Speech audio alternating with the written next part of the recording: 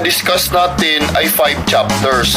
So, ang assignment natin is summary all 5 chapters. Sus, nag-assignment na naman si Tanga.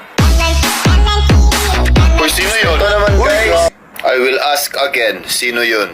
Sir, nakita ko pa kung sino yun, sir. Si Tyron po yun. Hoy, tumahimik ka, senior high ka na, may libag ka pa rin sa leeg. Ikaw naman kasi talaga yun. Ba't di mo na lang aminin? Eh bakit sinasabi mong ako eh, nakamit naman ako kanina? Class, silent, silent. Kung walang aamin, magki-quiz tayo. Oh, sana all umamin. Grabe naman, nadamay pa kami.